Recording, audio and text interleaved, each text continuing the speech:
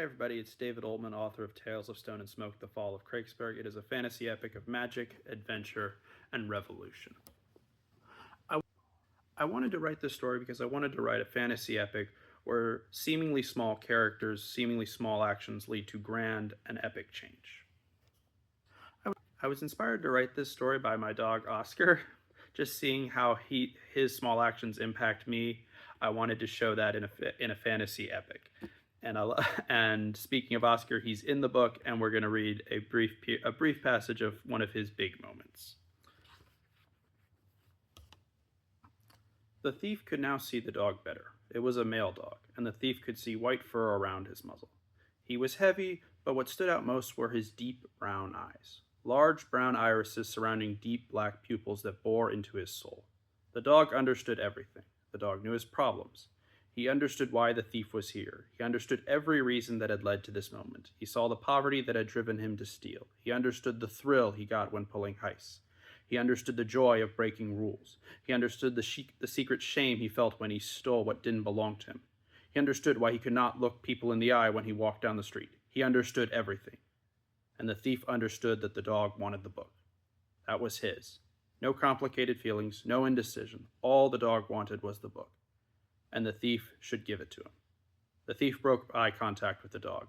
He looked down at the book. He should give it to the dog. He looked at the black lab.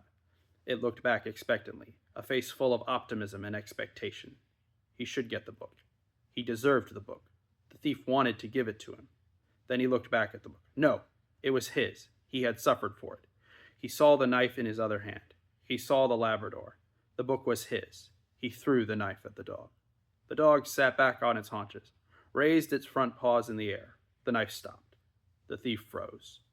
The dog brought its paws to the floor. The floor began to roll like a wave. The stone began to ripple towards him. Like an oncoming wave of stone, he could not move his feet. The ripple arrived. He was thrown in the air. He lost grip of the book. He hung in the air for a few seconds. Then he crashed to the floor. He felt no pain, but he could not move. He just lay on the stone, his face pressing against the cold floor. The dog approached and sniffed him. It got to his face and licked it.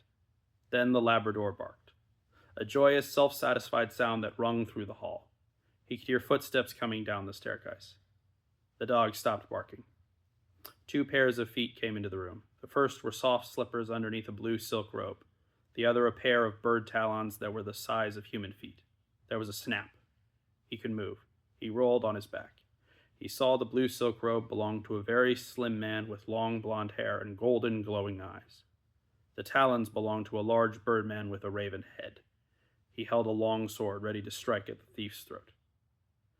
"I don't think that's necessary, Pellinor," the blonde man said. "Oscar has everything under control." He looked at the dog. The dog rolled over and looked as well.